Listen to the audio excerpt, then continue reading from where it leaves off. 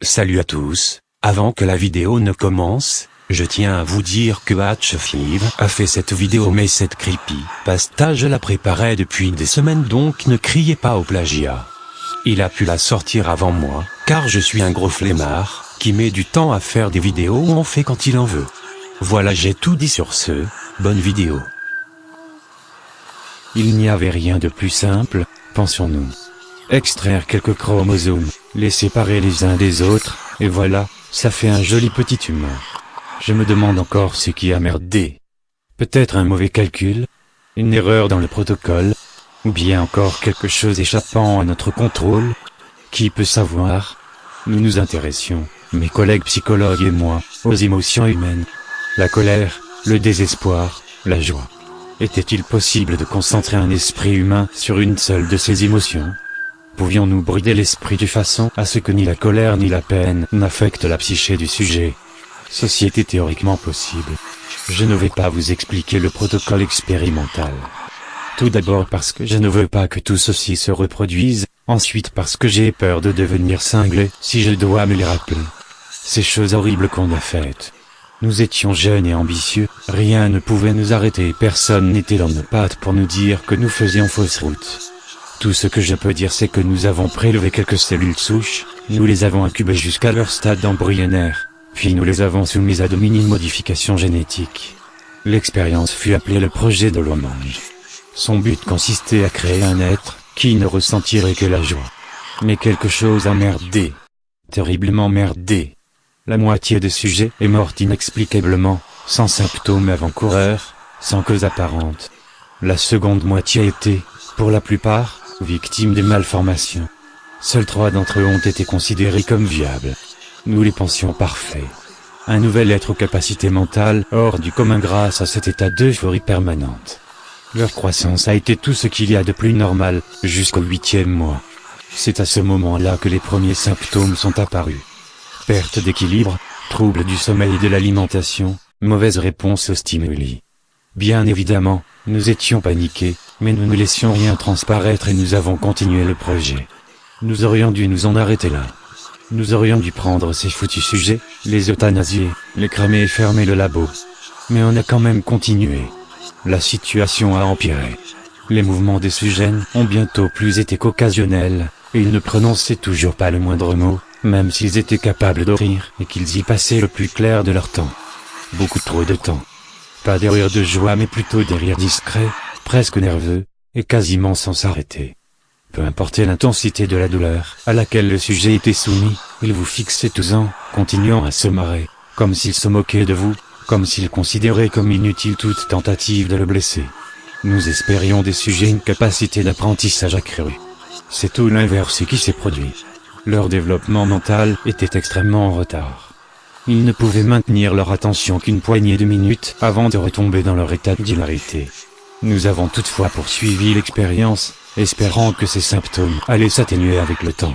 Nous avons donné un nom à ces symptômes, le syndrome du pantin joyeux, car leurs mouvements incohérents, mécaniques, ressemblaient à s'y méprendre à ceux d'une marionnette dirigée par des fils. Au bout de 5 ans, on s'est rendu compte qu'il n'y avait aucun espoir. Les rires incessants des enfants nous devenaient intolérables, comme s'ils savaient quelque chose que nous ignorions, comme s'ils se fichaient de nous. Être confronté à un enfant pris de convulsions et de bouffées d'hilarité est une chose qui vous hante à vie. 2 de mes collègues, ne supportant plus cette situation, ont abandonné le projet. Je n'ai plus jamais eu de leurs nouvelles. Ils sont probablement morts. Les enfants n'avaient pas parlé pendant 5 ans. Ils se contentaient de rire, ce putain de rire. Nous leur avons apporté leur petit déjeuner alors que leurs grands yeux nous fixaient, ils gigotaient tels des pantins, ils le savaient mais ne disaient rien. Nous avons laissé la nourriture à leurs pieds, puis nous avons quitté la pièce. Cette nourriture contenait une toxine qui devait les tuer à petit feu et sans douleur. C'était une épreuve douloureuse pour nous mais nous devions le faire. Tout ceci n'a toutefois pas été aussi simple que cela. Alors qu'un de mes amis posait sa gamelle au pied d'un des garçons, les rires se sont arrêtés. Le garçon a fixé mon ami, ses yeux devenant soudainement sombres, son attitude sérieuse, son rire éteint. Ils ont continué à le fixer encore un moment, le corps parcouru de spasmes. Mon ami était en état de choc et ne pouvait plus bouger. Nous nous sommes alors levés, mes collègues et moi, sortons stylo et carnet de notes, afin d'y consigner nos observations. Soudainement, mon ami est tombé à genoux, la tête entre les mains et hurlant comme un fou. Il avait l'air de souffrir le martyre. Mes collègues et moi étions totalement pris au dépourvu, nous ne pouvions rien faire d'autre que nous asseoir et regarder. Mon ami s'est effondré sur le sol, hurlant des insultes. Il a convulsé à plusieurs reprises puis il s'est immobilisé. J'ai réussi, contrairement à quelques-uns de mes collègues, à me retenir de vomir. Quelque chose n'était pas normal. Une présence sombre semblait s'élever au-dessus de nous. Nous avons immédiatement scellé la porte.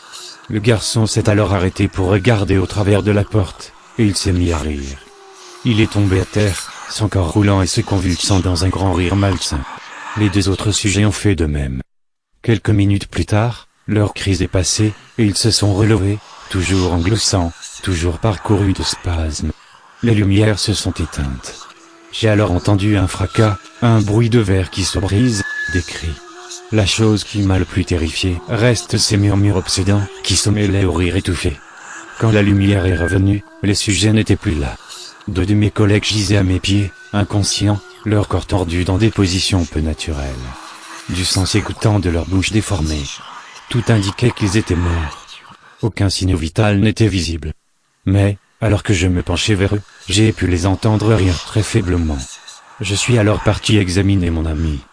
Pas de pouls, pas de respiration, mais il continuait à rire doucement. Même si les sujets avaient disparu, je me sentais comme épié. Quelque chose de tapis dans les recoins de mon champ de vision, mais que je ne pouvais saisir du regard. Accompagné d'un collègue ayant survécu, nous avons immédiatement fermé à clé tout ce qui pouvait l'être. Avant de nous en aller, nous avons détruit nos recherches et barricadé le labo. J'ai alors perdu tout contact avec mes collègues.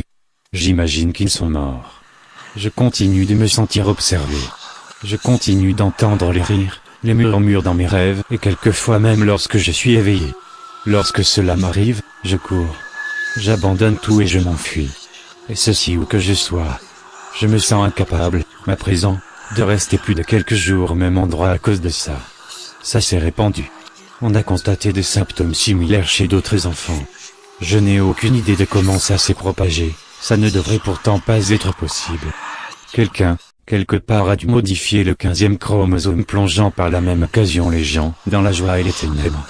La maladie fut baptisée syndrome de la mange.